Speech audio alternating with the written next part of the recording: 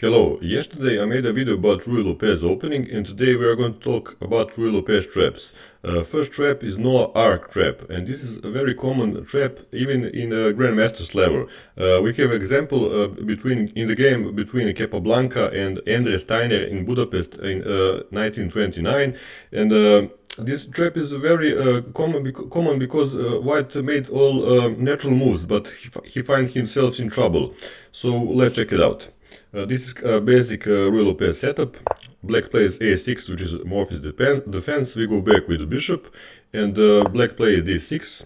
And now we play d4. This looks like a natural move because we want to exploit this pin on the knight to play d4, d5, and maybe take this knight, but it is a mistake because black can chase away our bishop first. We must go back, and now black can capture this pawn, and if we recapture with the knight, black can recapture, and if we take this pawn, black can take the white bishop in two moves with the tempo. You can pause the video if you want, but we can go together to see how this happened. Black plays c5, and he gets the tempo on the queen, and he will play next move c4 and take the bishop. Best thing that white can play is queen to d5, and yes, we are threatening to make the checkmate on f7, and also we made a threat on the rook, but black can made one move to deal with this threat with one move. He will play bishop to e6. He attack our queen. Yes, we can give the check. Black can block again. We go back again, threaten the f7 checkmate, but now black can play c4. He blocks this battery with the queen and the bishop, and yeah, we will lose the bishop. We can take the two pawns, but we will lose the minor piece, and the game will continue. Our second trap is famous fishing pole trap. It is famous, it is have motifs in Stafford Gambit. It's very thematical trap. We'll play Berlin, white will castle, and now we'll play knight to g4, and if white try to chase away our knight, we'll just keep our knight hanging, and we'll have classical "oh no, my knight" moment with Eric Rosen voice.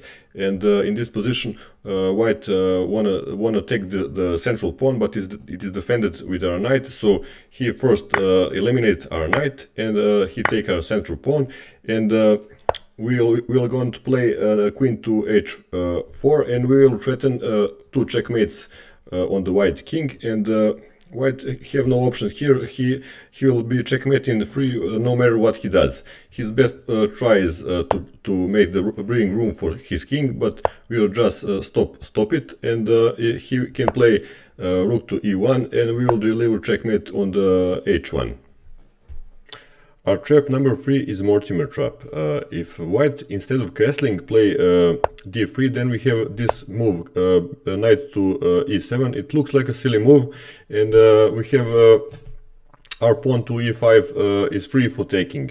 And if white decides to take it, we will have probably the short game, because we will have c6, and white must save the bishop, and then we have this queen to a5 attack on the king, and attacked on the knight, and after white blocks, for example, knight to c3, we will just take the knight on e5.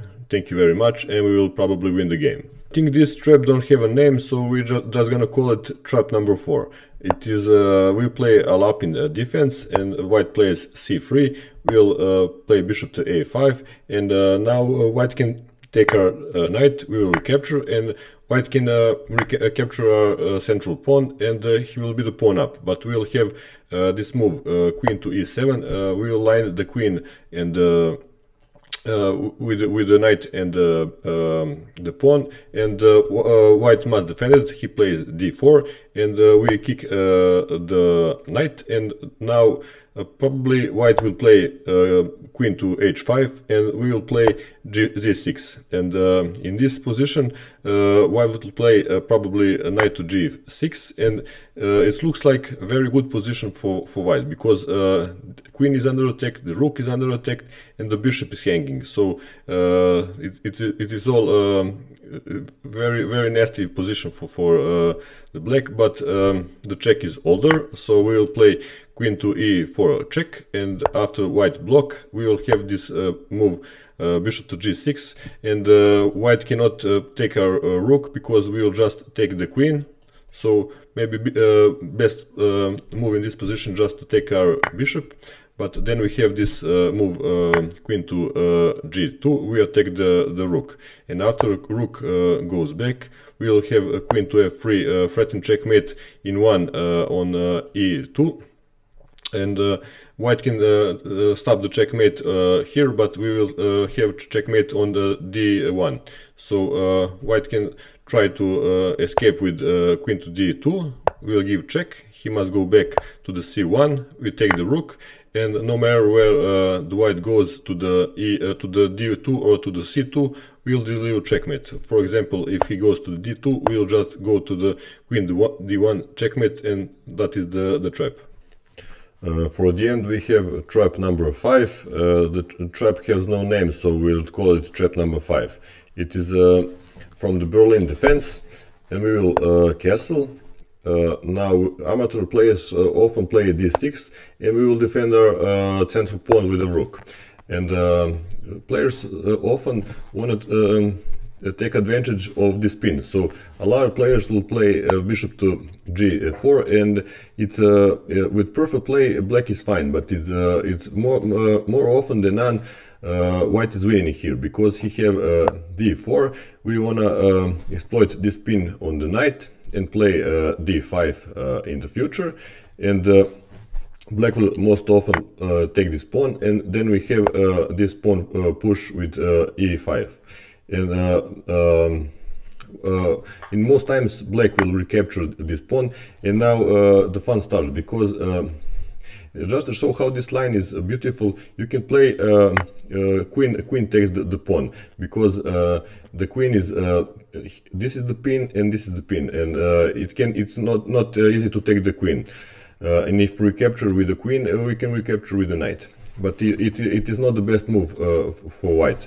Best move for white is actually knight takes the e5, and we have again classical oh no my queen moment, and but we just discover check on the queen on the king with our rook, and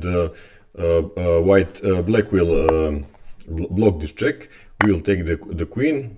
Black will recapture our knight, and we will capture the bishop, and we will be piece up.